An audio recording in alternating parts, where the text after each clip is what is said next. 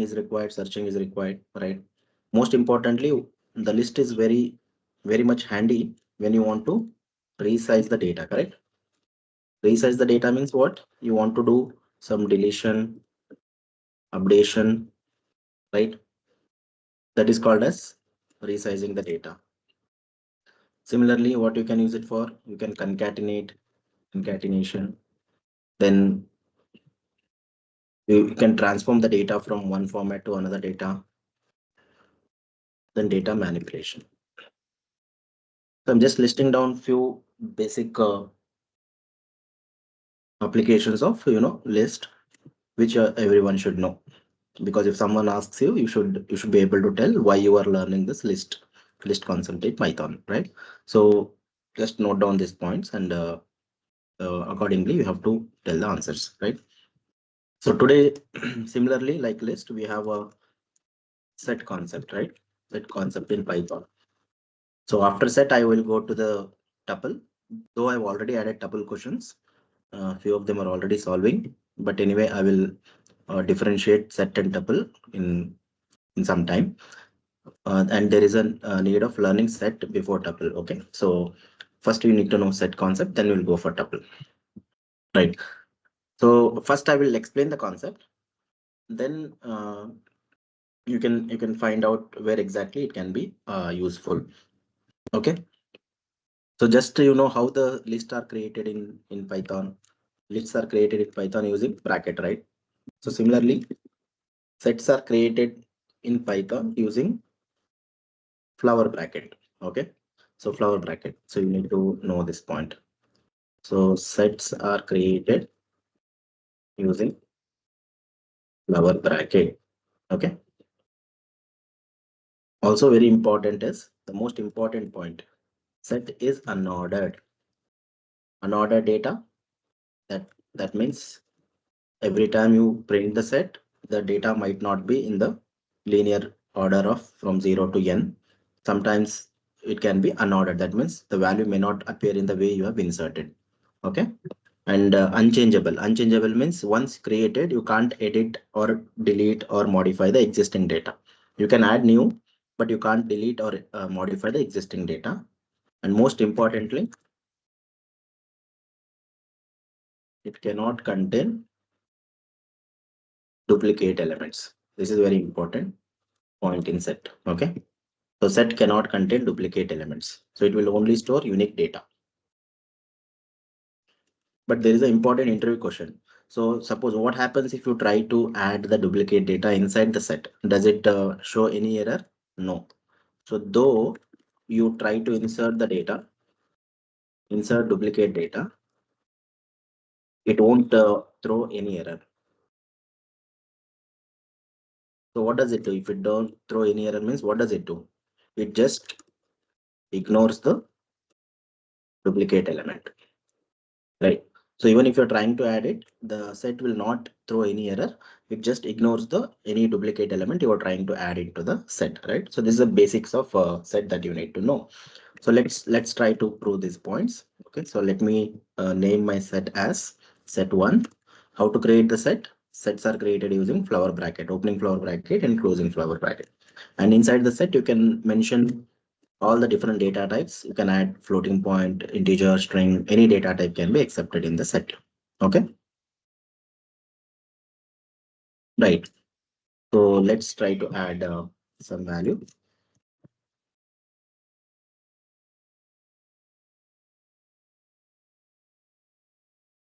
Okay, so let me try to add grid. So here you can see I have already have grid as the element inside the set. So this is the compile time initialization of the set. I'm trying to add one more element with the same value here in the end. Then I will try to print the set. Okay. So I'm trying to print the set. So let's see whether it works or not.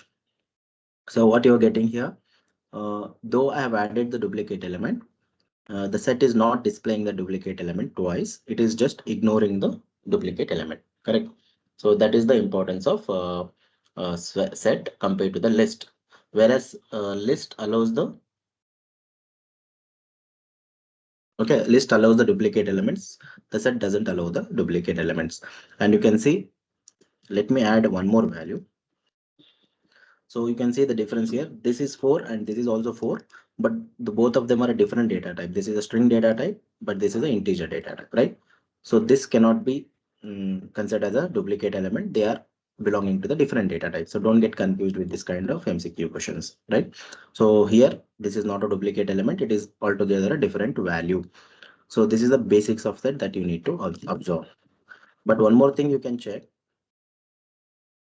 Let me add some more values.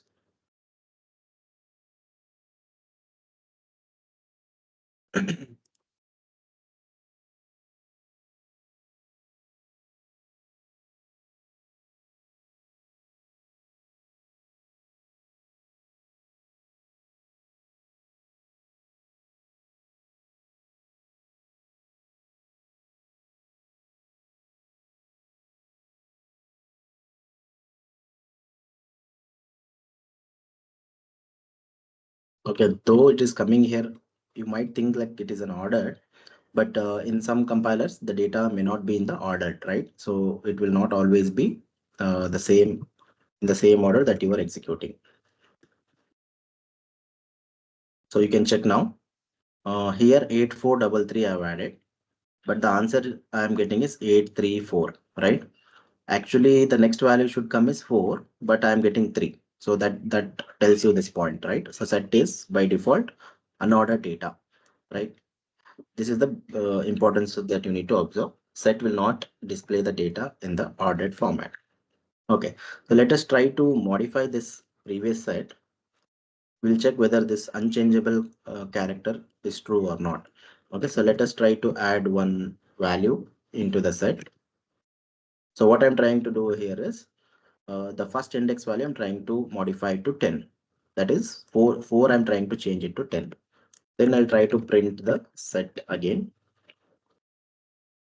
So you are getting type error here, right? So what is a type error? Set object does not support item assignment. That means you can't modify the values using the assignment operator, which is equal to. So this is also important characteristic you should observe in the set. Okay. So like this, I'll be typing a lot of things. So just you can understand or make a note of that why these errors are coming. So this is modification is not allowed in the set. Okay. Let me try to access the set through the index. I'm not adding, but let me try to access the element 4 here. So what is the index of element 4? 1, right? So I'll pass 1 to the index. So print set 1 of 1 I'm trying to print. Again, so what is the type error I'm getting? Set object is not subscriptable. Subscriptable means again you can't access the set elements directly using the index, right? So you can neither modify nor access using the index element. Okay, so the only way to access the set is just using the set name. So you have to directly use the set name. Individual value cannot be accessed just like that using the subscript. For loop you can use, that is allowed, but you can't access them directly. Okay.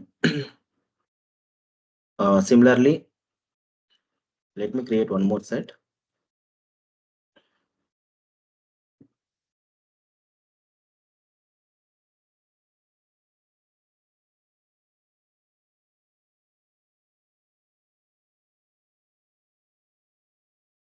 So you can also add Boolean value in the set. Here I'm adding Boolean value 3 true.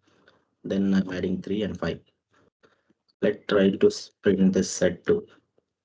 So now you can check the output is not ordered, right? So true is coming first, then 3 is coming, then 100 is displayed, then 550. So it's totally unordered, right? So set is unordered collection, right? And if you observe for this particular compiler, once I execute it, if I re-execute, you are getting the same order. Okay, you are getting the same order. So every time it won't change. Only for the first time, it will give you in some random output and it will stick to that output even if you run it multiple times. So see how many times I'm running, it is giving me the same output only. Suppose if I try to delete and take this value here and print, and again it is sticking to the previous value only because it is already used in the previous cell. So you can completely change the values and try to print it. You might get a different answer. Correct. So since the compiler already knows these are the set of values that I've already given, no matter how many times I'm running it again and again, you are getting the same output here, but it is unordered. So unordered collection for the first execution. So for multiple executions, it remains same whatever it gave in the previous iteration. So that is the first important difference that you need to observe. So what we learned till now, sets are created using flower bracket. It is unordered, unchangeable, and it cannot contain duplicate elements. You can't modify directly. You can't access the elements using index, and the output remains unordered for the multiple executions. So then what is the way to add the set elements if it is not no, allowed to add directly? So you can directly, sir, what if we want to print it in the same order? Yes. So for that, there are multiple ways, I'll tell you. So for those things, you have to convert a set to the list. Then you want to print, then again convert the list back to the set. So the only way to modify and stick to certain output order is converting set to the other format. Okay. So when we do the problem solving, I will give you the much more idea. But right now, understand whatever I'm teaching. Basics of set you should know carefully. Okay, hope you understood the doubt. So now what is the way to add the set element? So can we add the set element using add function just like list? So list supports add function, right? Similarly, set also supports add function. So let me try to print this set. Okay, so direct addition of the value using the index is not allowed. But now I'm adding the value using add function. So set2 dot add 1000. So now the element is getting inserted. But again, the you see where exactly it is getting inserted, we don't know because it is unordered, right? So 1000 is coming, but it is index position is 0, 1, 2, 3, 4. So though we don't know what is the exact position, since it is unordered output, it is coming here, right? So that is the difference you need to observe carefully. Similarly, as I told you, you can't modify the set element directly, right? Using index or the assignment operator. So what is the way? You can use the update function just like list. So set2 dot update. So let me update some element.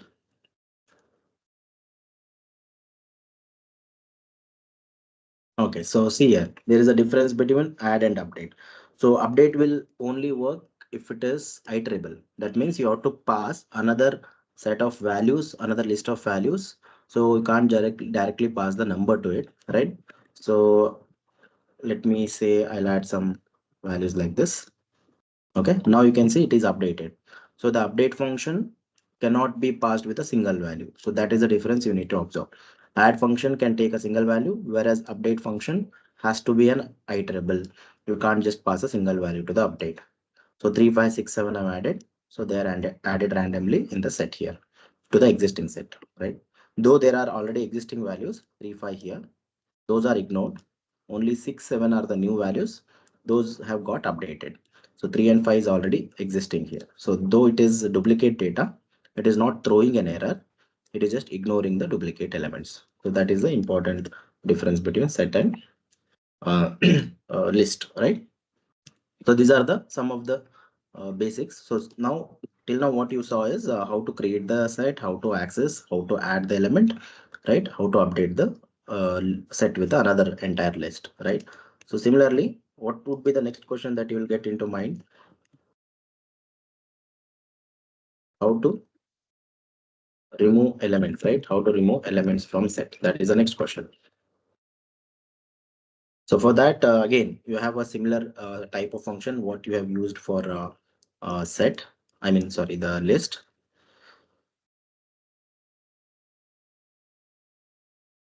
Okay, so you have three methods.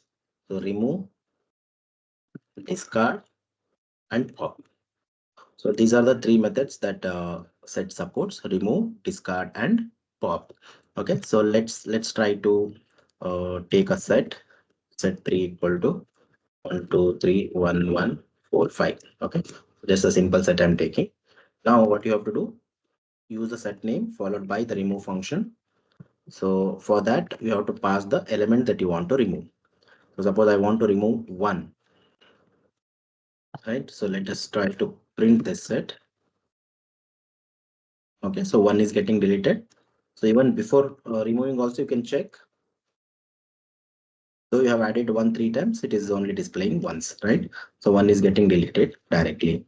Similarly, if you want to remove using discard, suppose I'll just try to remove some element which is not existing. So let me try to remove 200. So what is the error I'm getting? Key error. That means whenever the key doesn't exist in the set, and if you are trying to remove it, you will get the key error. Okay, so you need to be careful with this. Similarly, what is the second method I told you? Discard, right? So set 3 dot discard. Here also you can pass the element that you want to delete. So let me try to pass 4. Then I'll print set after that. Okay, so 4 got deleted. Now after this, let me try to remove set 3 dot remove. Sorry, set 3 dot discard. Let me try to remove 200. So you can see when I'm executing it, though element 200 doesn't exist in the set, it is not throwing any error, right? Whereas remove throws an error. So this is the important difference between remove and discard. So discard doesn't throw any error if element doesn't exist, whereas remove throws the error. Okay, so remove throws the error if element doesn't exist. So this is one of the important difference between remove and discard in the set. So I think the same applies to even in the list concept also, right? So similarly, if I want to remove using pop, so tell me if I use pop, all of you already know what is pop function. If I apply it for a list, what does pop function will do? So before removing this, let me just print the set.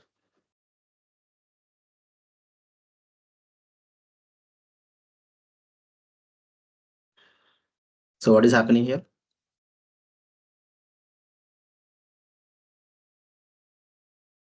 Okay, so let me again do it.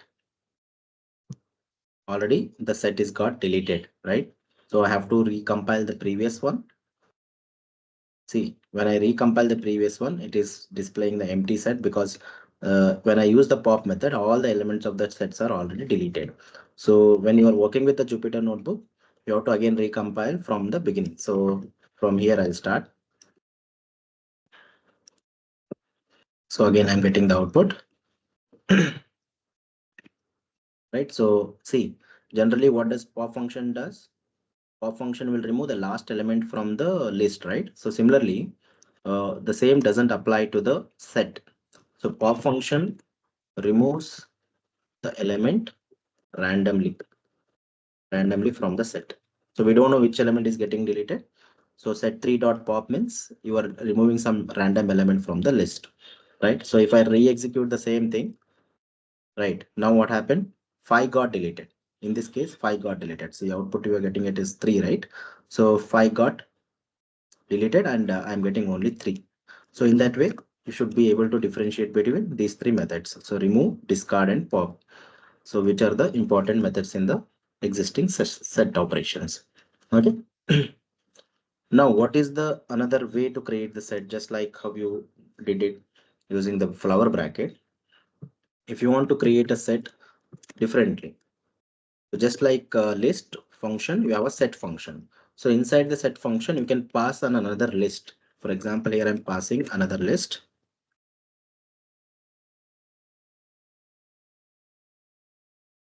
right? So if I try to print the type of set 4, then I'll print the set 4. Okay, so what is happening here? The data type I'm getting it as set only, and the output I'm getting randomly. But you can see how the set is created using inbuilt function set. Set function can be used to create set along with the flower bracket. So inside the set function, you can pass an iterable value. So you can't just again pass, let me pass some value. Will it work? See, it won't work because int object is not iterable. So you have to pass an iterable value. So since list is an iterable, it can be passed inside the set 4, right? I mean, this set function, you can pass it. So we are creating the set using the inbuilt set function. And if you see the data type, it is set only, not the list, right? So now let us explore some most important inbuilt methods in the set because these are required during our problem solving technique. Okay, important set inbuilt methods, just like what you have seen in the remove, inserting and all. And I'll just mention here, no limit to the parameters. So when I say that, what does that mean? You can just pass as many values to those methods. So there is no fixed limit, or for example, remove will only take one element at a time, correct? Like that, you don't have any no restriction on the number of parameters to be passed to this inbuilt methods. So you can pass as many parameters to the set as possible. Okay, so let's try to understand these topics one by one. So let me create set 4 now, right? I'll create set 5.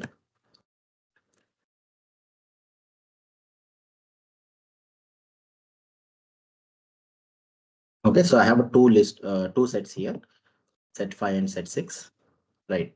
So first operation that you need to know. So I'll take the result 1, result 1 equal to set 5 vertical line set 2. So it is a vertical operation. So you know how to create this vertical line, right? So it is available above your enter button. So let's try to print the result of it. You guys guess what is happening.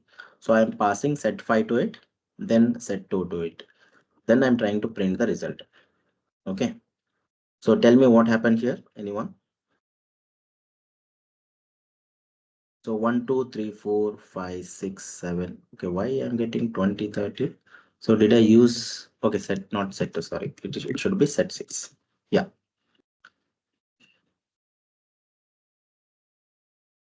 What happened here? Or I'll take one more number. What is happening? Yes. So the vertical operator is basically union operation. So union means combining the elements of the two sets. Again, you can observe one thing. It is ignoring the duplicates. So whatever the element it might be, how many operations if you want to do, that doesn't matter. But ultimately, the most important point is set will not store any duplicate elements. So no matter how many elements you pass. So let me pass some more values to it. So it doesn't matter. It will still create a unique elements only. Okay. So similarly, so I'll take another variable result 2. Then again, I'll pass set 5 and set 6. So I'm just passing the original list so that you can get a clarity. Instead of vertical symbol, I will use ampersand. So ampersand means just see the output and try to guess what is happening. Okay. So for your understanding, I'll write result 2 value is. Okay, this is result 1 value.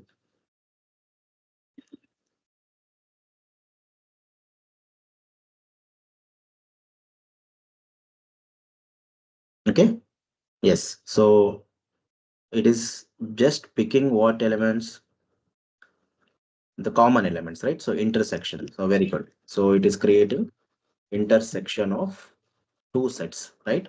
So union and intersection. So set is very powerful in this mathematical operations. So this inbuilt methods are basically used for lot of mathematical operations, right? So set supports these functions, whereas I don't think list supports these functions, right? So you don't have these functions in the list, whereas set supports all this advanced, inbuilt methods. Just if you use the operator, it will be able to do the thing, right? Now similarly, again I am going to use some one more operator. So let me pass set 5 and set 6. print result 3 value is.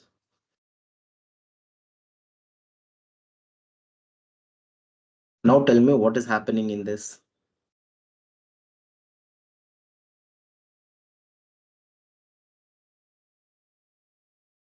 So just observe here and observe our original set 5 and set 6, removing common elements. Okay, Vinay says removing common elements.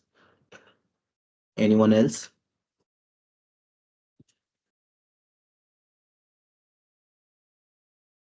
Is it removing the common elements?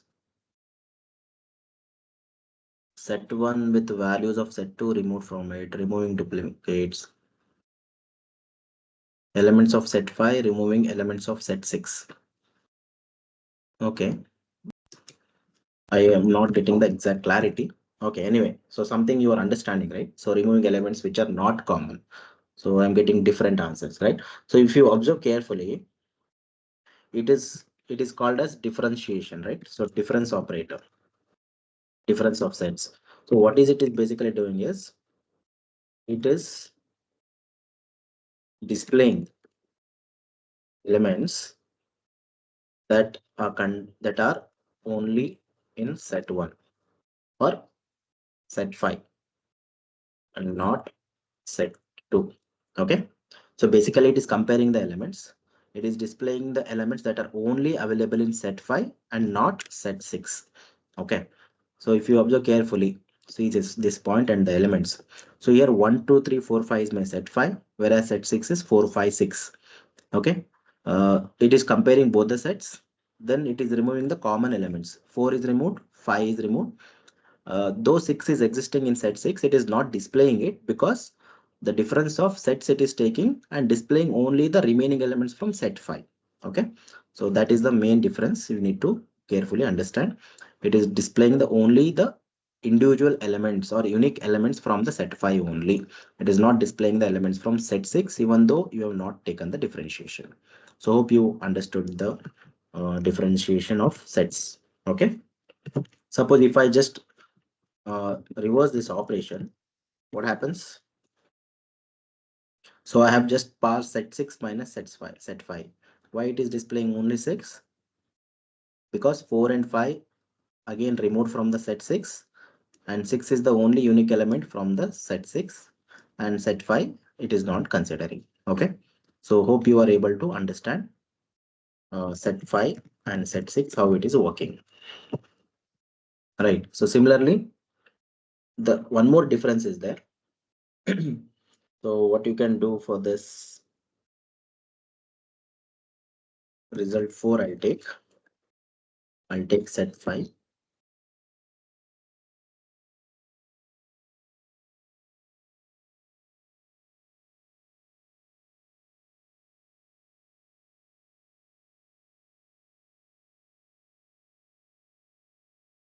Okay, now tell me, just observe this answer. The clue that I'm going to give is it is also similar to the difference of set, just the variation of the difference of set. Now compare your these two sets and this result.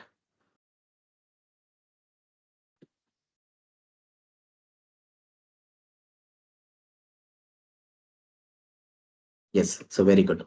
So it is just extracting the common elements from the both the sets, right? So 1 2 3 and 6, these are the unique elements from the both the sets. So 4 and 5 only it is removing.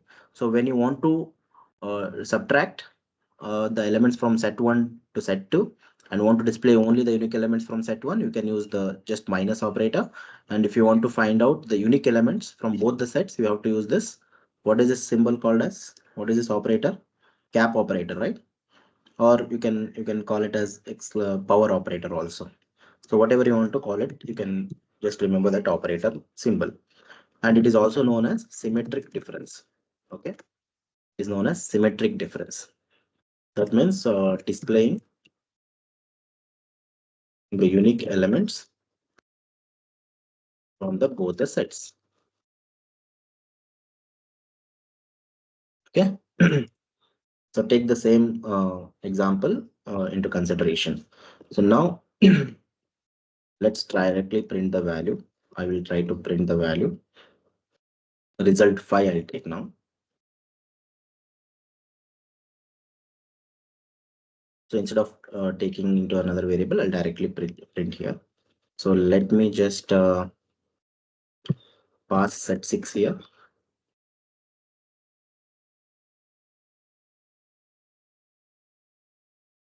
So the function name only you can guess it.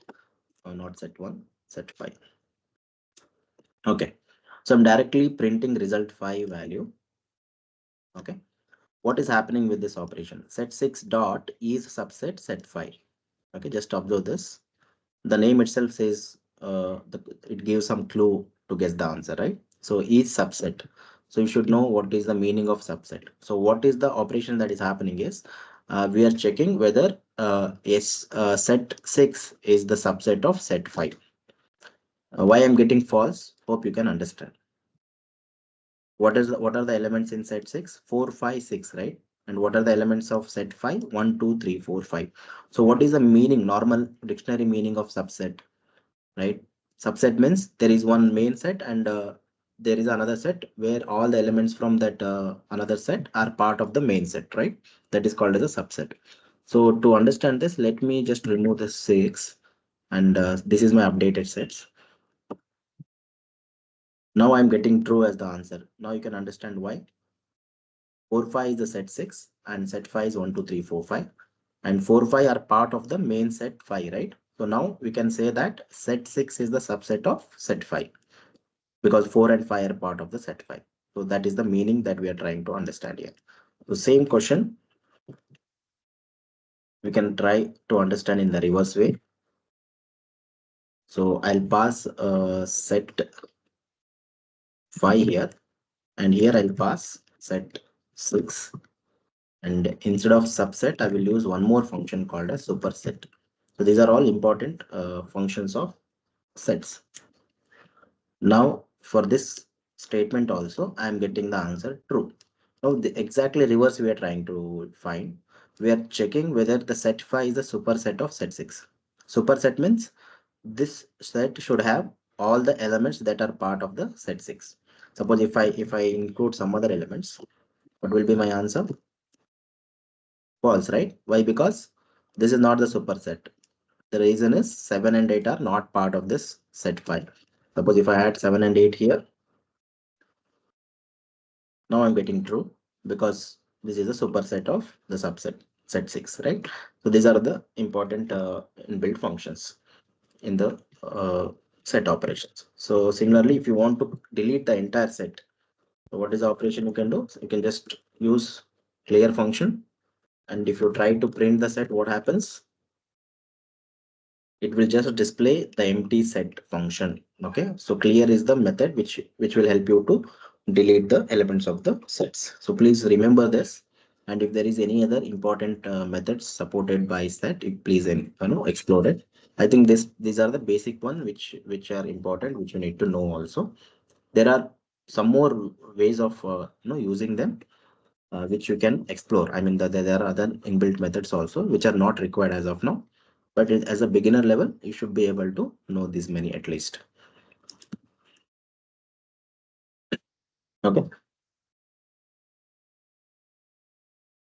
So these are the some of the basics of set operations, which I saw. I think which you people are able to understand. So quickly, I'll move to the tuple and dictionary. Then one surprise assessment quiz I'll take. Those who are attending the online session, they'll be able to get the benefit of it. So I'll enable that quiz in the Moodle by 7:30. Okay, so all of you just revise whatever I taught now. We will see how much you understood because foundation is very important. I will check whether you know the basic concept properly or not. So we will conduct one quiz in the Moodle at 7:30. So just remind me if I am teaching. Somebody text me in the chat box, sir, please enable the quiz by 7:30. Sometimes I'll be teaching and I won't observe the time.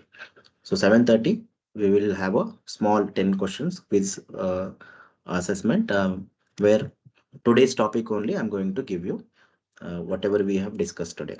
Okay, in that way I can able to check how many are able to grasp the concepts quickly, and try to do it on your own, and assess yourself where you are going syntactically wrong, or like logically, if you are not able to understand, you can discuss.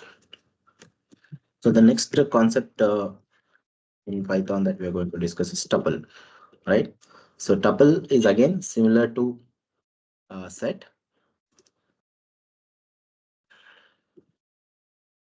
Okay, it is similar to set, but it is ordered. Tuple is ordered, and it is also unchangeable, just like tuple. Just like set, it is unchangeable. But what is the difference between tuple and set? Set is unordered, whereas tuple is ordered. And most importantly, it allows duplicates. Just like a list, it allows duplicate elements. These are the small differences which you should be remembering. And how to create the tuple? Tuples are created using normal brackets, right? So normal brackets. What are the normal brackets? Opening bracket and closing bracket. Okay. So let's try to create the tuple. I'm using the name as TP1, tuple one. How to create the tuple? Just use the normal bracket. You can add any value to it. Then you can add some floating point value, right? Then you can print the type of the variable just to check whether it is tuple or not, and print the entire tuple. Okay. So this is called as a tuple object, and you can see the values are getting printed using the normal bracket, whereas the set values are printed using flower bracket, list values are printed using square bracket, right? So let me just ask you one more doubt. So what happens if I remove this bracket? So here I've mentioned that tuples are created using normal bracket, but here I've not added any bracket, and I'm still getting the answer as tuple. So what is the important point you need to observe? By default, Python compiler reads the value in tuple format. That means even though if you don't mention the bracket, by default, if you are mentioning the multiple values separated by comma, the data will be read in the format of tuple only. So it is not explicitly no, necessary to add the brackets in the tuple concept. So even if you ignore it, the Python will read the data in the tuple format only. So don't think it will read the data as a list or set. It will default, it will take the tuple format only. And it's very, very important MCQ question, right? So what does the data format in Python if you don't mention any object, any bracket? So it is basically tuple object. Okay. Now to just understand whether you got it or not. So let me just take another tuple. Now if I try to print the value, will it be tuple or will it be a single integer value? So what I'm trying to do, keep it2 equal to 10, and I'm trying to print the value. So tell me anyone, will it be tuple or will it be integer? Darvish Shadav is telling integer. Sriram is telling integer. Vinay is telling tuple. Nikhil is telling integer. Okay. So there is just single value. Amulya also tells integer. Let me try it. So what is the data I got? Or let me try to print the type of TP2. So what we are getting here? Integer we are getting. This is a very, very important question again. So when you just mention one value inside the tuple, it is by default considered as an integer. Though you have mentioned the bracket, though you have mentioned the bracket, it is considered as a single value. Got it? So how to convert this single value to tuple? We have to put an extra comma after the value. Now just by adding the extra comma, what does the compiler thinks? Okay, there are multiple values to be followed after 10. So it assumes that, okay, I have to create a tuple where 10 is not only the element that is going to be stored inside TP2, maybe the user wants to add some more elements later on. So compiler converts that 10 into tuple format. So class tuple is what I'm getting here. So when I'm printing also, it is displaying 10 comma only because there are no elements. So it is displaying as it is. So this is one of the important basics you should know, right? So some of you are already knowing it. That is a very good progress. So just like set, if you want to modify the tuple element directly, is it allowed or not? Can we modify the tuple element directly? So again, just like set, tuple object does not support item assignment. So this is not allowed. So you should be able to remember this point again, just like uh, set. Okay. So let me take one more example. No, this is tuple or just a variable. So when I'm printing this, it is displaying it as a tuple. Let me add some duplicate elements also so that you understand the difference. So you can see the tuple supports the duplicate elements. It won't delete it by default. Now,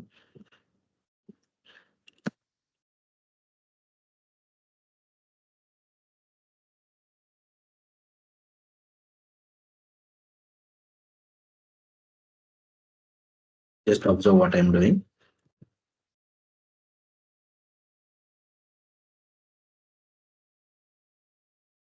Okay, just guess the output of this. What I've done here. Order is same. It is ordered output.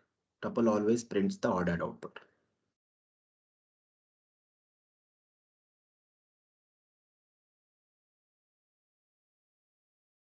Okay, so very good.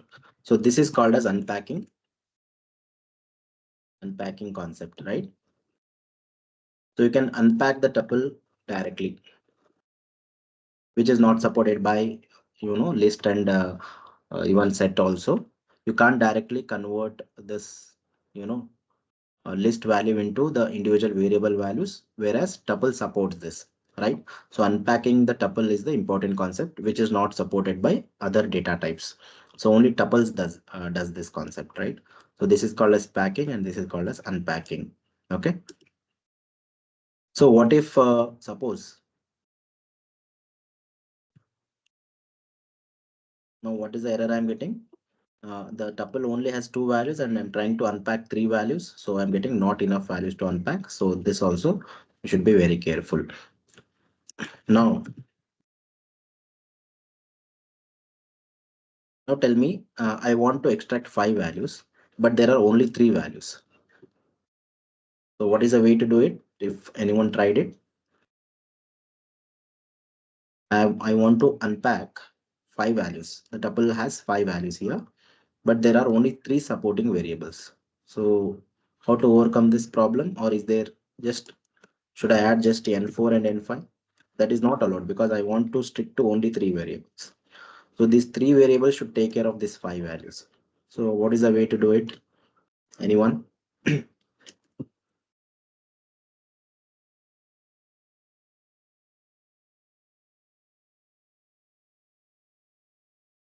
Anyone, please?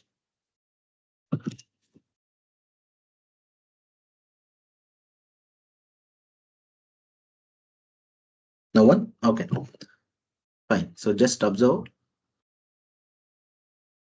Okay, Vijay Chandra is clever. No, you should not add any bracket to it. This should be as it is. You should modify here only. So let me add some star to it. What happened now? So I've added star here. So star indicates all the remaining arguments, extra arguments, everything will be appended to N3 only. So now here N3 is not considered as a single integer value, it is considered as a list value. So if you try to print the type of N3, so what is the output I'm getting? List value. So this is one more way to extract more values in the less variable. You have to convert the individual variable into iterable value so that all the no extra elements are getting stored in N3 only. So can I just add here into N2? Does it work? It still works, but you should observe what elements are getting stored in N2. So this is a very important question that you need to understand. Why I'm getting N2 values as 7, 8, 9 only? Anyone tell me?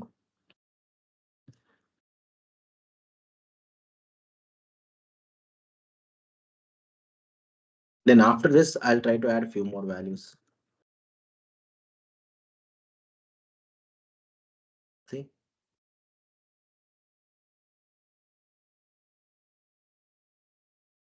Very good.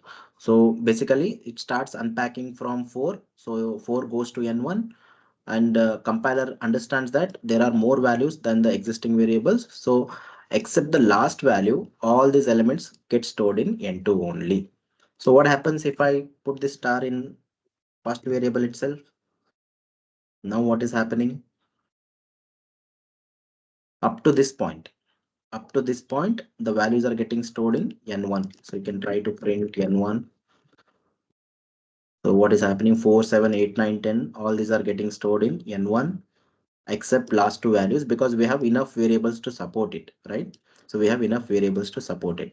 So you have to experiment like this. So unpacking is a very important concept. You have to remember how to apply it, as and when required.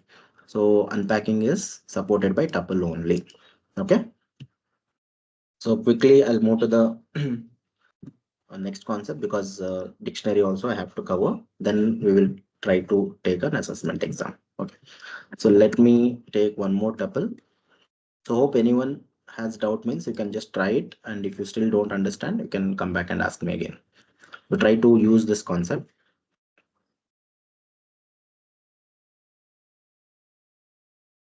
Okay. So let me create one tuple, character tuple, if you want to say.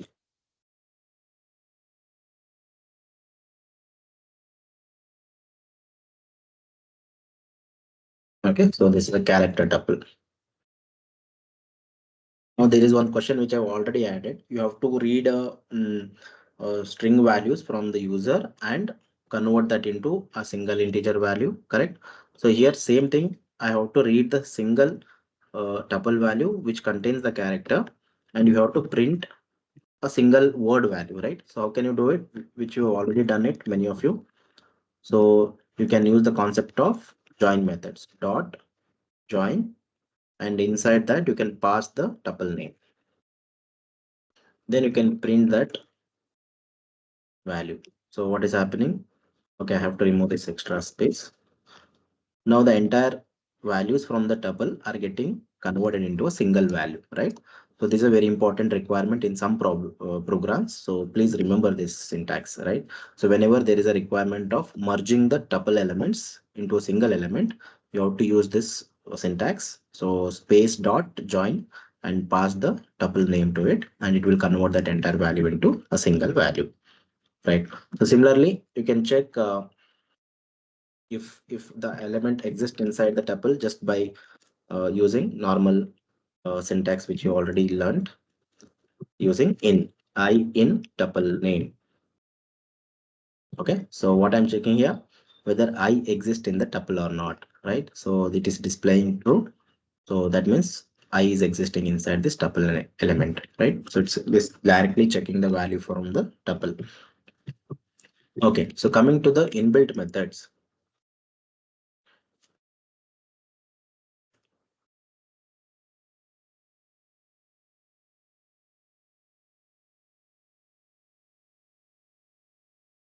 Okay, so how many inbuilt method tuple supports? Just like list and set. So very important question. Tuple has only two supporting functions. Those are count and index only. Only these two.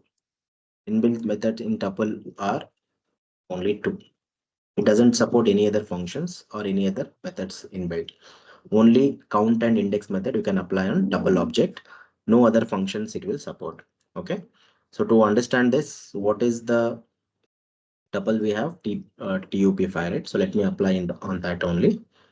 So let me print some value using that. So tup5 dot count function you can apply. So I'm just counting if there is I inside the tuple. Okay, so it is displaying one I as only one. So let me take another tuple, or let me take some other value. Tup6.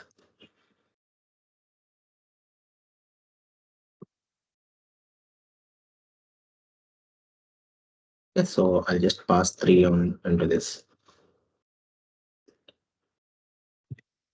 Okay, so it is just counting how many values are repeated inside the tuple. Which value? 3 I am just counting. So only count function and index function. So index function means suppose if you want to print index of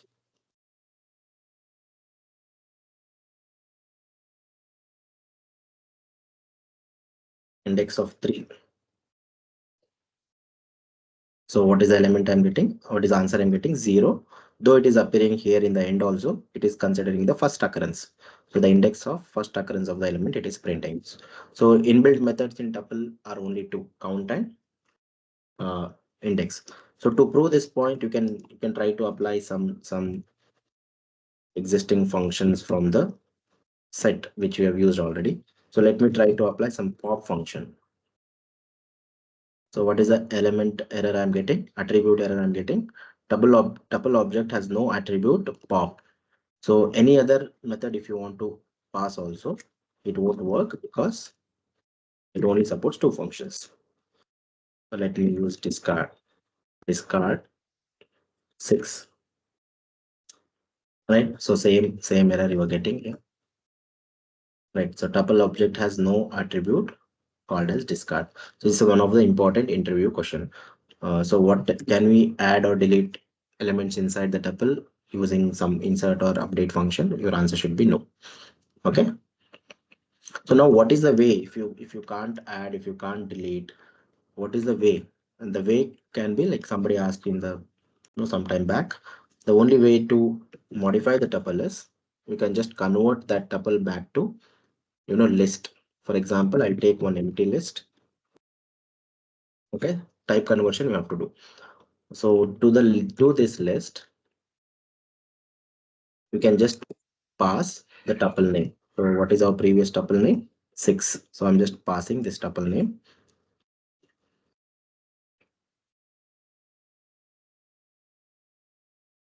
Okay, so whatever the tuple we have created here, now that has got converted into list. So list function I am using, and inside that we are passing the tuple, right? So we have created the tuple here.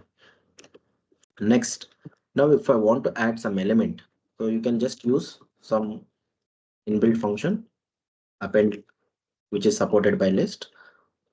Suppose I want to append some value to the tuple, right?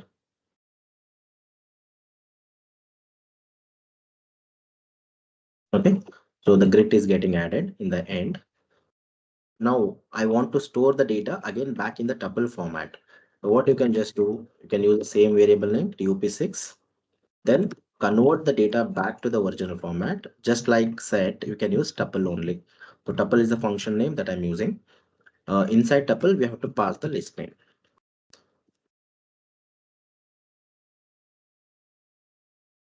Okay, so now you can just observe the difference. Here I'm getting the normal bracket, here I'm getting the square bracket. So this is the only way to update, delete, add or remove element from the tuple. So you have to convert it into another format and you have to update or add or remove, then again come back to the original format. So this is called as type conversion, converting tuple to list, updating and reverting back to tuple again. So this is the way to modify the tuple. Now, based on your understanding, so let's try to check your game. So can I directly modify tuple like this?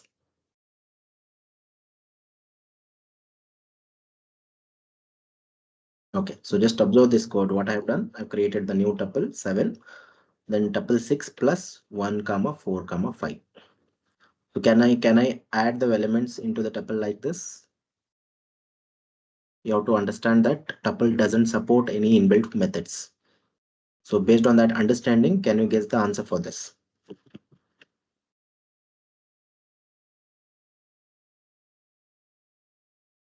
Okay, Teja is telling no. Any other answers? Cannot be modified. Tuple 6. Rishwit is telling error. Yeah. So these are some tricky questions again, because even when I saw this first time, I was thinking like for 5 to 6 minutes, because we never tried this, right? So the only way is to, if you don't know, you have to try it, understand it, right? Now what is happening? it is neither giving any error, not nor giving any warning also, right? So here why it is allowing? Basically, I'm modifying the tuple 6 directly using plus operator. Now the reason it is allowing is it is not an inbuilt method, right? It is not inbuilt method. So it is just doing the concatenation. So 4, 5, 6, I mean 1, 4, 5 are getting added to the existing tuple, right? You can see here. So direct addition of the values using plus operator is allowed. So instead of 1, 4, 5, let me add some other value. Now what is the error I'm getting? Can only concatenate tuple, not into tuple. So this is a very important error. So you have to just keep modifying and trying your own way. So when I'm adding multiple values, it is taking, but when I'm adding single value, it is not taking. So if you want to directly modify the tuple, so you can just put inside an iterator, then it will allow. Okay. So same way, can I just use a square bracket? Then again, square bracket also is not allowed. Okay, Aditya Raj, thank you for reminding. Uh, Please wait for some more time because my questions are based on list, I mean the dictionary also. So once I complete the dictionary, I will enable it. Okay. So just wait for some more time, like 5 to 10 minutes max. So list also you can't use. The only way to concatenate is tuple with another tuple, right? So this is only allowed.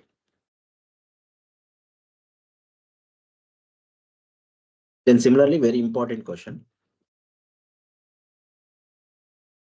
You guys can guess it again. So all this basic understanding you guys require to solve the MCQs. So just wait for some more time. Don't be hurry.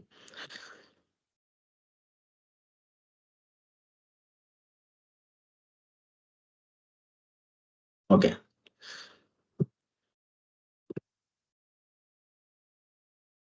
So now what I have done here, does it throw any error?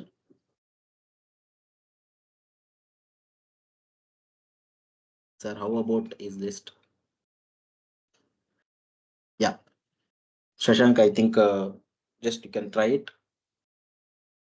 I'll just prove you. So basically what is happening here?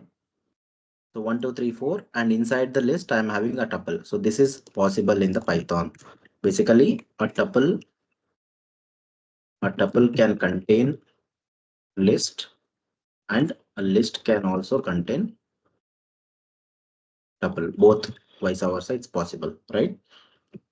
Now, the advantage by doing this is, now this is not directly tuple. Okay, so let me just ask you one more question.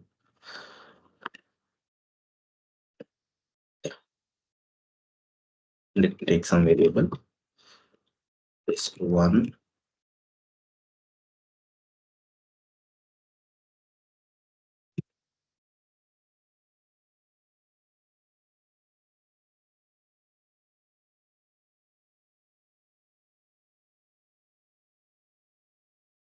Okay, so just try to guess what I'm trying to do here.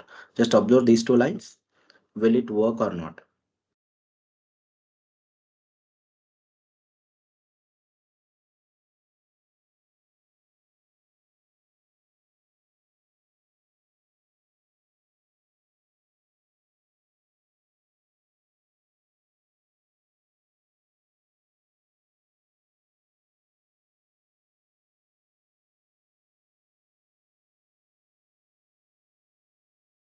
No answer.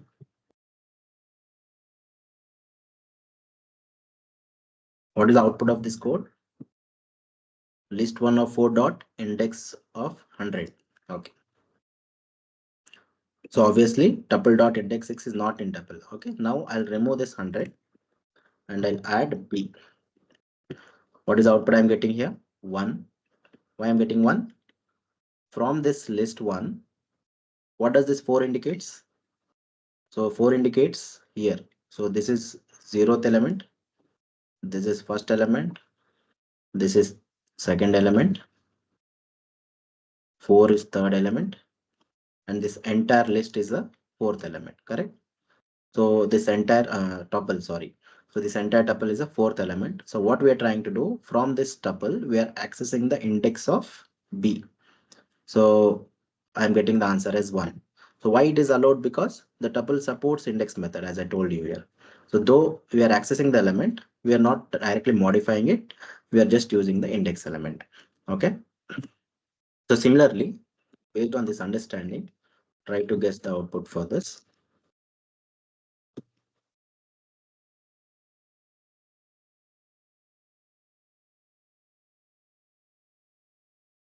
Okay. So what's your college name? GRIT. Then I'll try to print list one. Okay. Now tell me, does it work?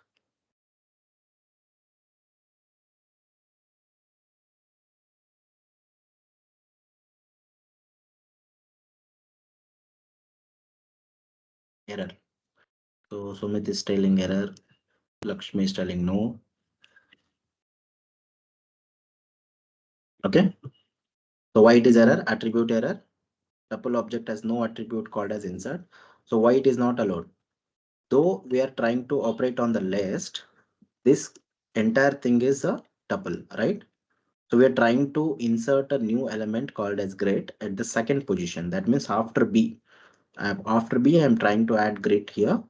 And since we are trying to apply the insert function, on this tuple, it doesn't work because tuple doesn't support any function apart from index and count. So these are very tricky MCQ questions, right? So you should be able to remember during the attending, while attending, that okay, this is a tuple, I can't apply any inbuilt function. So there is a possibility that it will throw an error, right? So you should be very careful about understanding these kind of codes. Then the next question based on this only. Now I'll somebody asked me this question, right? Can list be converted into tuple? So let's try to do that.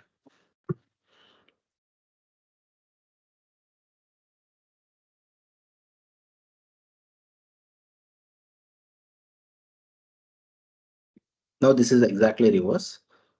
Here inside the list I was having a tuple, but here inside the tuple I am having a list. Okay.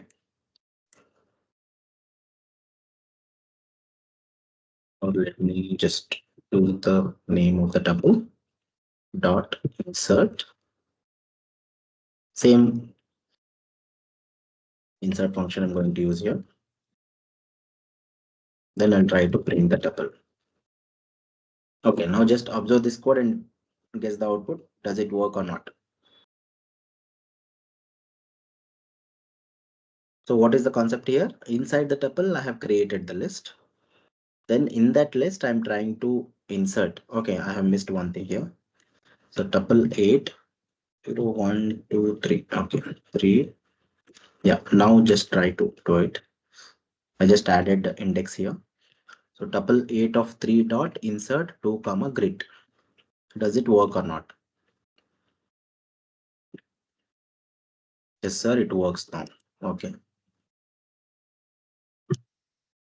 So why it is working now? Why it is working now? So indirectly, are we modifying the tuple? Yes, we are modifying the tuple, but are we directly modifying the tuple value itself? No, we are trying to modify the list inside the tuple. So then the question is, we can change the elements of list inside tuple. Okay, this is possible, but we cannot modify the tuple value directly. So this is not allowed. Hope you understood this concept. Just yes, because the insert is in the list. Very good. So since it is a list, we are able to do it. But if I try to do the same thing, okay. So let me just give 0. Not here. Here I'll give 0. Here I'll keep it as it is. Now I'm getting error because int object has no attribute insert. Why I'm getting error here? Because I'm trying to modify the 0th index value. That is one I'm trying to change it to uh, grid, right? So again it won't work because I'm trying to modify the direct value from the tuple. So these are the things that you need to do carefully to get the complete clarity on the tuple, right? Now you can have a list, one equal to 1, 2, 3, something like this. Sir, tuple 8 of 3. Yeah, tuple 8 of 3 returns the list object. So obviously it is returning the list object here.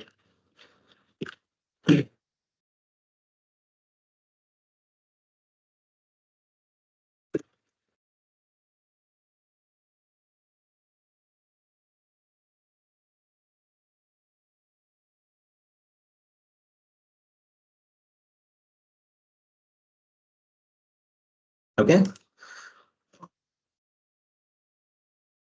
So somebody asked me this question. Hope your doubt is clarified. So what we have done here, we have converted the list into the tuple. Okay. You can create a normal list. You can use the inbuilt function tuple and pass the list to it. And I'm trying to print that this entire value got changed to tuple now. So this is also possible.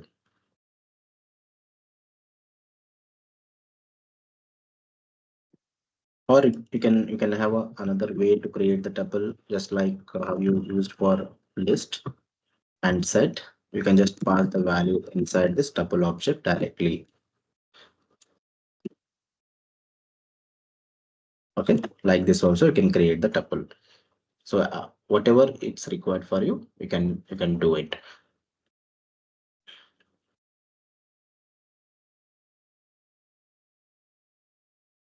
Okay, any doubt here till now?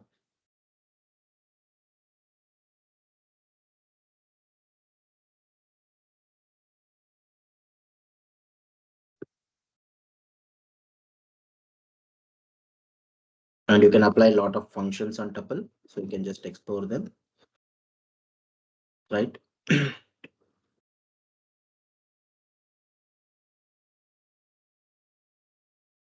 So now what I've tried to do here, I am trying to apply the reverse function, but what is output I'm getting? I'm getting the object value, right? So can anyone tell me how to do it? Again, to get the data inside the original format, this entire thing has to be inside the tuple object. Okay, so we are trying to reverse these elements using the reverse function. But when I directly apply that function, it is giving me the object value, not the actual value. So after converting this, again, it has to be converted back to tuple. Then this entire thing will be reversed. Okay, so like this, you can apply some inbuilt functions in tuple. Okay, so quickly, I'll go to mm, dictionaries.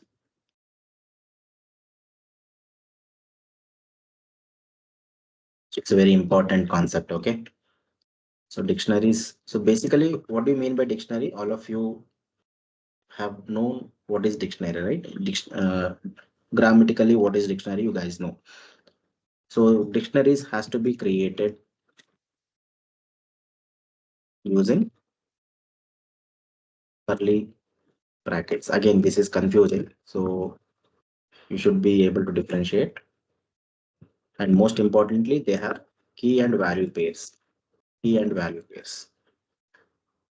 And here only I'll mention it among all the concepts, among all the previous collections. Dictionary is are more powerful in terms of space and time complexity, right? So even I am trying to learn dictionaries or trying to solve the problems using dictionary. It's not easy, but they are very powerful in terms of space and time complexity. In the sense, they reduce the time and space complexity heavily compared to the previous collections. That means they use constant time. They use constant uh, time complexity. That is O of one. Why I'll tell you. Okay, dictionaries are very powerful and they are compared to all other techniques. They are difficult to implement, but they have very good advantage in terms of space and time complexity. So what you guys can do is try to think whether there is a problem, right? If you can solve that problem first using list, okay, fine. Then try to check whether that problem can be solved using set or tuple or dictionary, right? Finally, if it is feasible to solve in dictionary, you can learn that approach, but it is not going to be that easy compared to the list concept, right? So dictionaries comes under much advanced problem solving technique, which people are still able to learn how to do it. But as of now, you can know the basics of dictionary, definitely.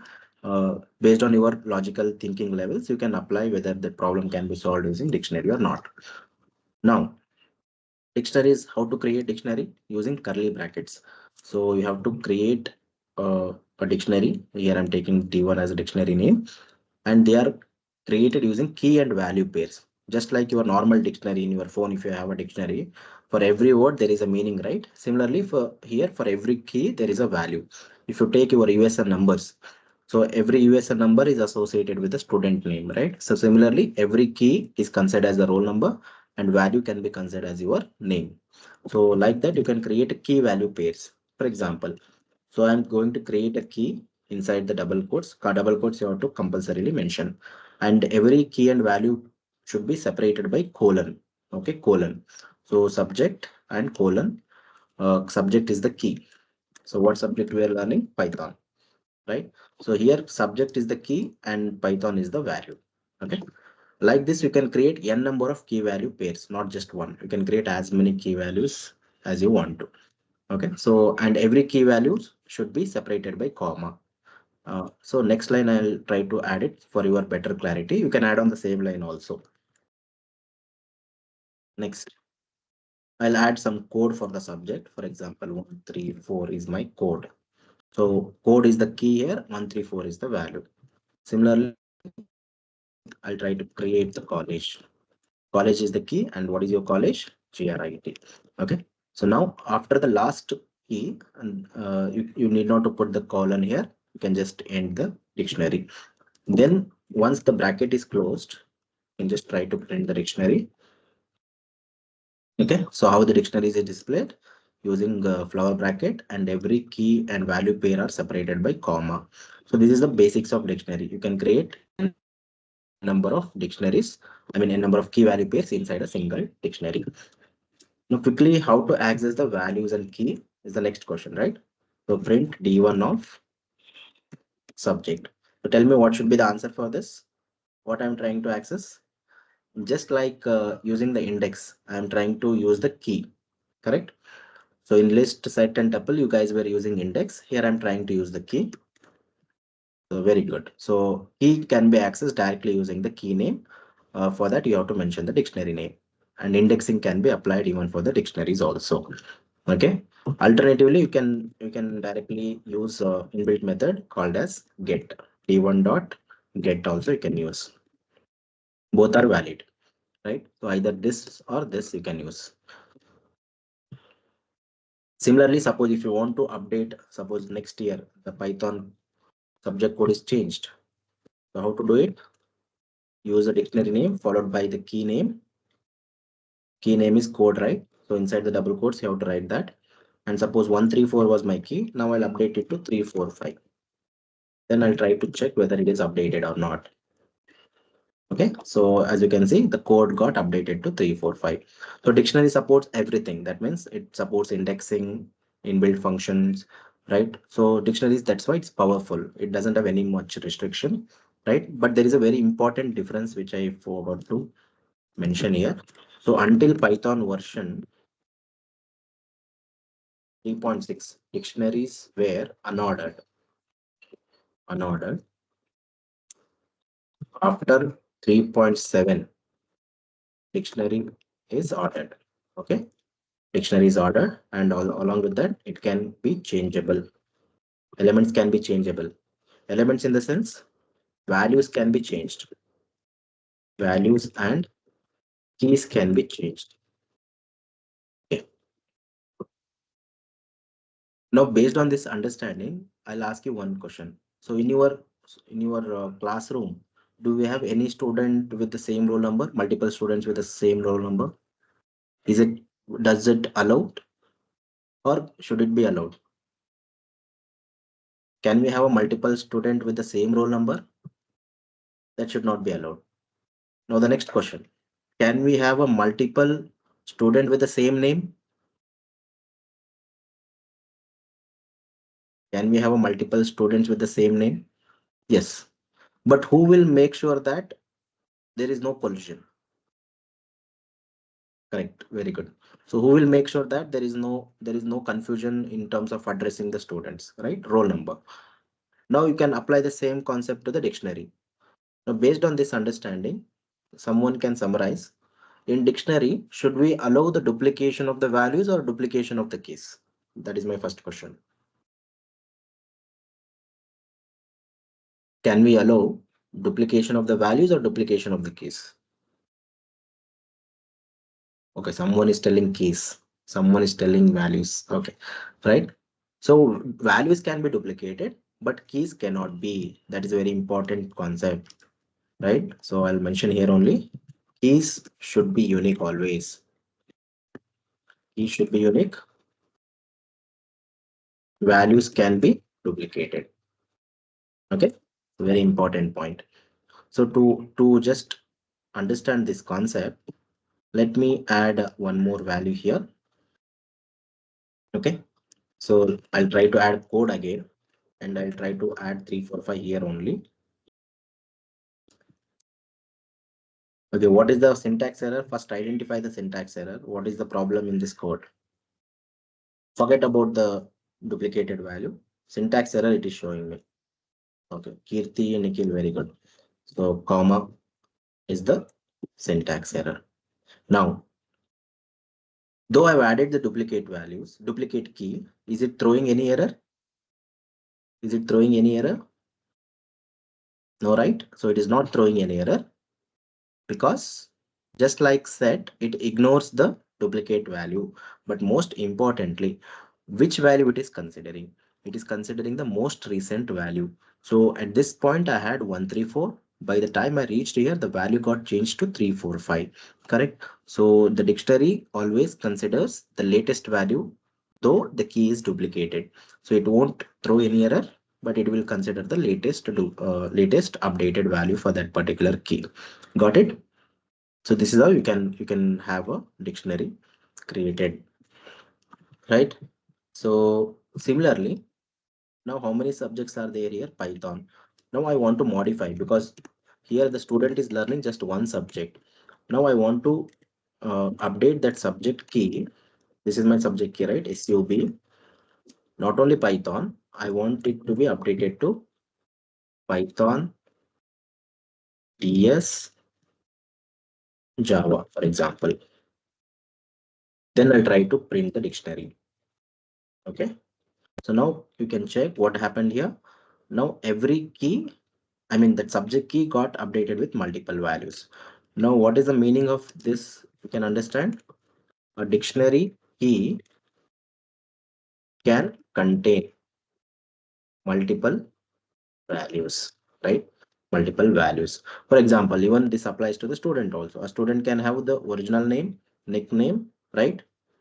Or some other fancy name if he likes it, if or he or she likes it, right? So similarly, so subject, every student studies multiple subject. So a single roll number cannot study just one subject, right? So every student is learning multiple subject. So key and value should be stored in this way, right? Now, most importantly, you should know there are very important ways of accessing the elements from the dictionary.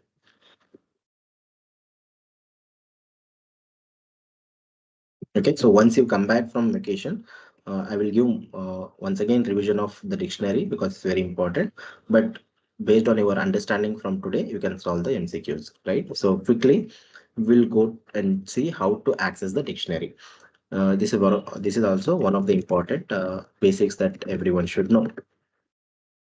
So just like how you access the list, you can use the for loop for I in D1. D1 is my dictionary name. So let me just try to print D1 of I. Okay, so tell me what values are printed here. Are they keys or are they values?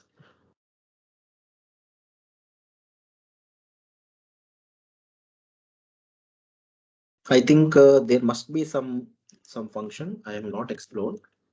Dictionary in Python methods. You can just explore the methods. Okay, so there is no value.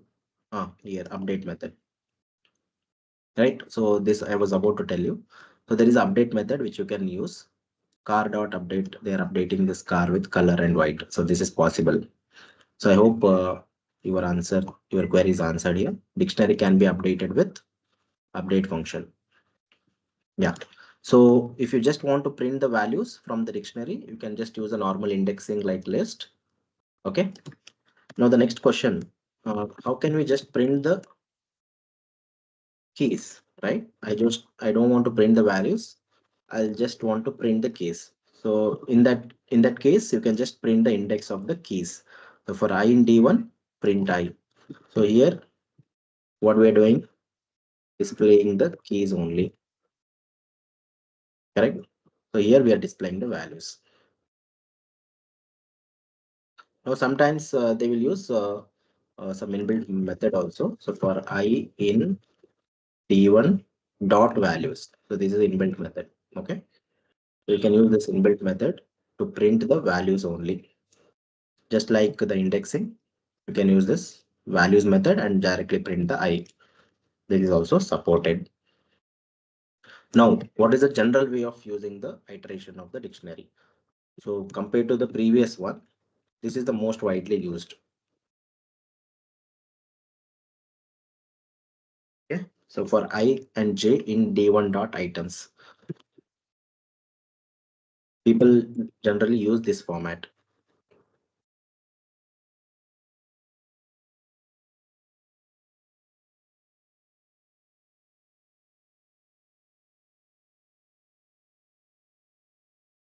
Okay. So I'm using the F string method here. So now what is the value that you're getting? D1 dot items. So if you use items, it can be iterated both key as well as value. So key I'm printing and value I'm printing separately using D1 dot items. For that, I require two index variables I and J. So I is iterating over keys and J is iterating over values. So these are the three different ways of accessing the dictionary. So update again, somebody asked, right? So you can directly use the D1 dot update method. Then using the flower bracket, you can suppose update method can change the original dictionary element also. Suppose I'll change it to 456 code, and it can also, I think, add the new value. For example, city I will add.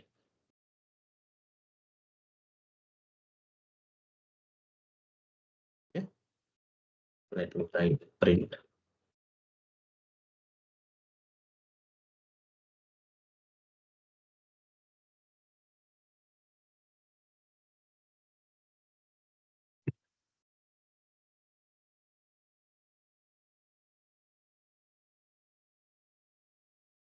Okay, I've added double quotes here. Okay, so now what happened? The dictionary method is not only changing the existing code, but it is also update method. I mean, it is also adding the new key value. So city is Hyderabad is what I'm trying to add. So you can use update method for that. Okay. So similarly, if you want to delete d1 dot pop, you can just pass the key to it. Right. So what is the key value that I've popped? The city. So this is deleting the key value pair city and Hyderabad, right? So you can delete using city method. Similarly, you have an inbuilt method called as delete. Using indexing, you can pass the college and the key here, and you can just try to check whether it is working or not. So using delete method also, you can delete the key. Okay. Then one more way, just like how you used set, tuple, and list, you can use DICT method, dictionary constructor. These are called as constructor. What is constructor in detail? You will learn in OOPS concept. For example, I'll create a new dictionary. all on the same line.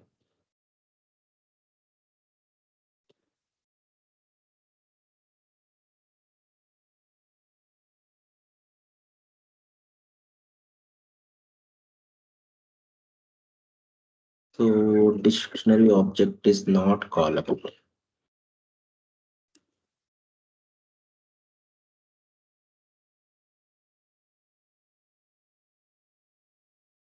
Okay, basically this will work. You just have to restart the kernel.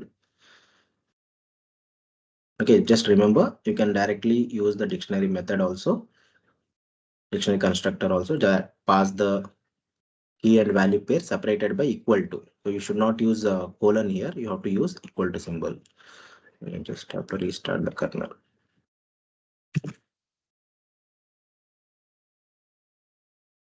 Okay, so you see it is working. See, whenever you are working with Jupyter Notebook, I think if anyone is installed, sometimes the server gets hanged and it will always show error.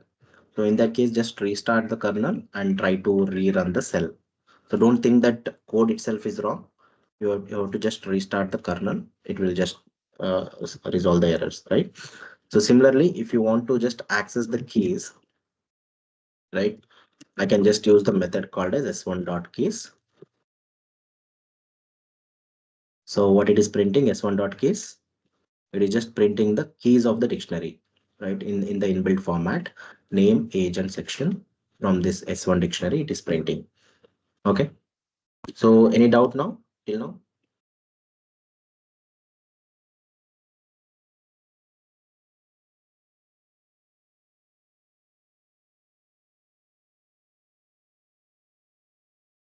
Is it possible to modify key name? No, you can't modify the key. You can remove and update the value. Key cannot be modified. That's a very good question. You can't modify the key. Okay. So I think this much, if you know till now, you can attend today's MCQ. And some questions might be tricky. On the moment, you can apply your knowledge. Okay. So I will enable it right now. Take the assessment for next 15 minutes. I will be available online until that 15 minutes is over. Let me know if you're able to access it or not, and try to apply today's knowledge in that. Okay. Hope you got some clarity on set tuple dictionary, and you understood the most important differences between them. These are all the foundation. That's why we call it as a foundation. Why? Because we are just understanding how to access, delete, modify, understanding the syntax errors, logical errors, right? You can try to remember these points. And dictionary, again, I will continue. Lot of topics are there in the dictionary. Once you come back from the vacation, we will try to learn dictionary once again. So to suggest summarize what you are going to do in vacation, you will be solving the problems. I'll just show you.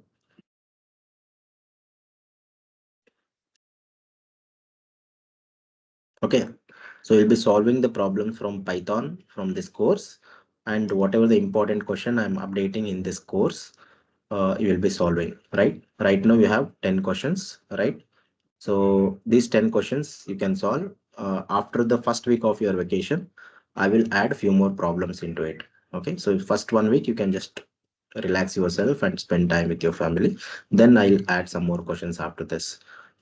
Along with that, I'll be adding some more problems in this Python course. Okay, Tuple problems I've already added. So after 1 week, I'll be adding set problems, some basics dictionary problems as well into this Python course. Okay, so based on whatever the problems you're going to solve in this important practice programs, I will be teaching some programs or be maybe giving some questions directly from here. So it is an added advantage for those who practice them, utilize the problems, and spend some time on it. Definitely, it will be beneficial in your assessment exams. And some programs I will discuss also from this particular practice problems. Okay. So, for example, there is one question. So, what is that? First question itself, array key segment search, right?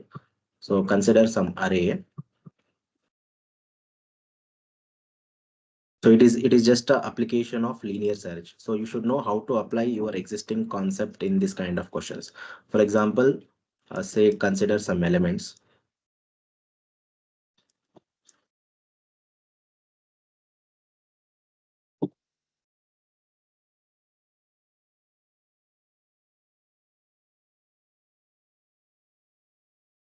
Okay, so suppose this is an array uh, where I have given a question based on searching, but it is not directly straightforward linear search. Okay, so what you have to do, you have to search for a particular key in the segment. For example, take the key value as 2 and segment size as 3. So what does it mean? I'm dividing this array into three segments. So this is first segment, this is second segment, and this is third segment. So now what is the element that I'm looking for is 2, right? So I want to check whether the key value 2 is present in every segment or not. And it has to be done in an optimized way. Optimized way in the sense, for example, suppose this particular segment has 2 already in the 0th position. That means the key is found in the first segment. This key has to be found in the every segment. Then only we say search is successful. Now, after finding the key, should we go and continue searching for 3 and 5? No, right? Because we already found it here. So we have to skip these two values, then directly jump from 2 to this segment, correct? We have to move to 5 directly. Then in this 5, again, I have to check whether 2 exists in this particular second segment. So at this point, it doesn't exist. Then we'll move to here. It doesn't exist. Then we will move to here. It exists, right? Then from here, I have to jump to here, correct? That means I have to search all the elements in this segment and again go to the third segment. Now, again, the problem here is key is not present in this particular index. Then I have to find the next location and I am checking 2 is present here. That means key is present in all the three segments. Now, again, after searching from this position, should we go and search for? No, right? Because I've already found the 2 here. Even though there is a duplicate element here, we don't go and search it. So we are just finding the first index of the key that is existing in the every segment. So the advantage of this technique is we are not iterating the entire array completely. We are just jumping by three segments every time. If the key is present in the first position only, we will jump it to three positions. If it is not present in this position, we will iterate over the entire segment. Then suppose if the key is not present here, what we do? Suppose 568 is my segment.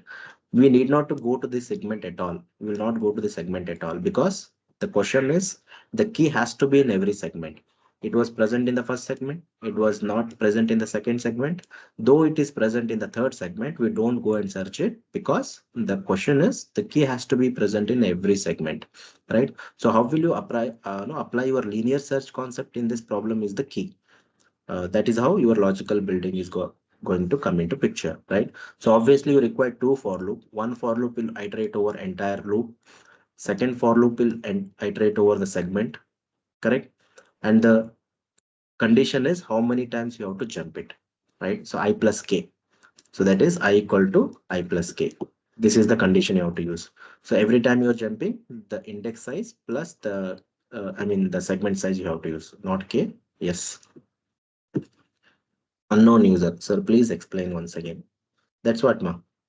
Basically, there is a array that is given, and every uh, segment is based on some value, right? Suppose 3, if I take 3 segment and k value is 2, that means search key value is 2.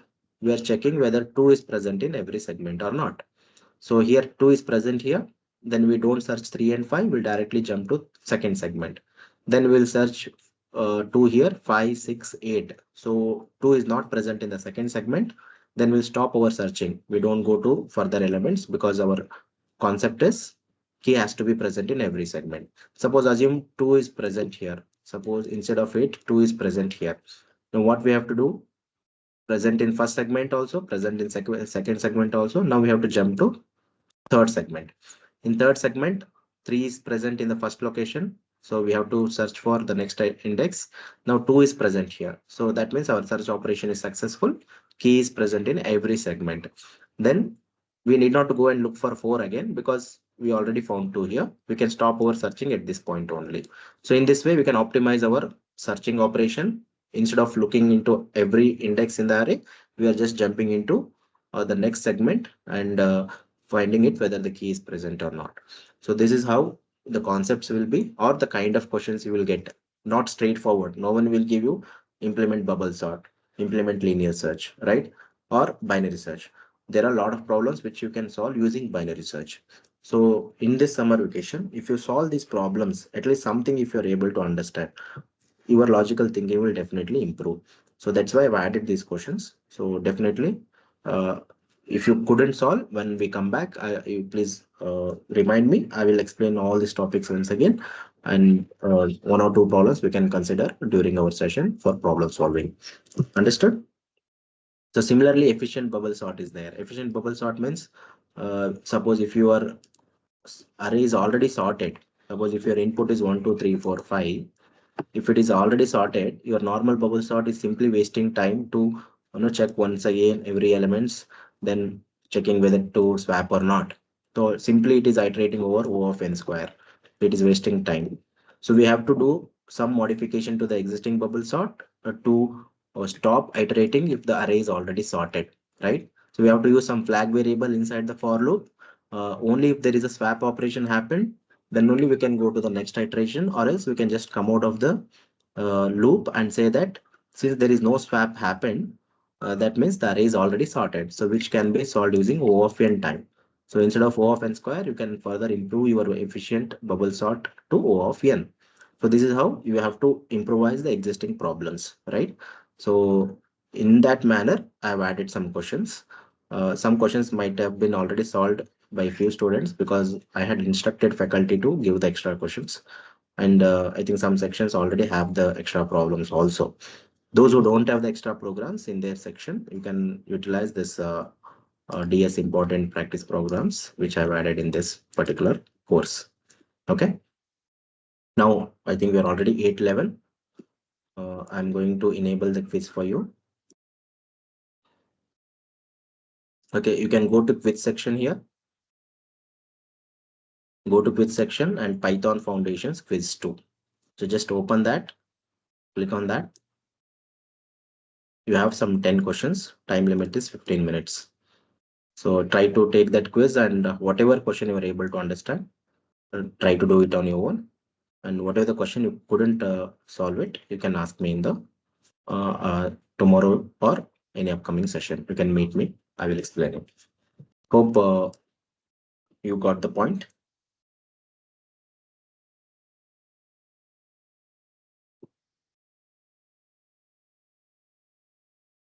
So wait for some time. There is no limit on the quiz. So if it is taking some time to load, you can just wait for some time.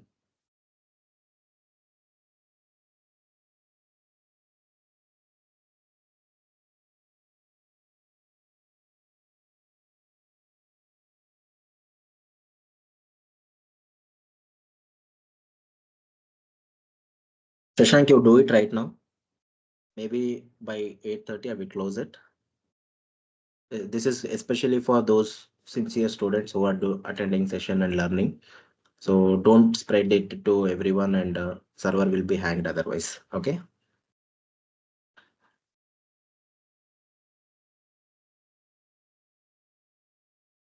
You can say these are some perks for being sincere and being regular.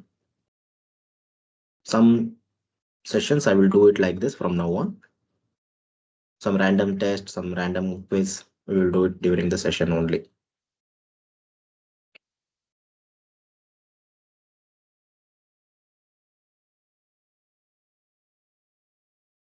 Okay, so you can see the kind of questions. List question right here. This is a dictionary question which I just taught you. What is the output of this code?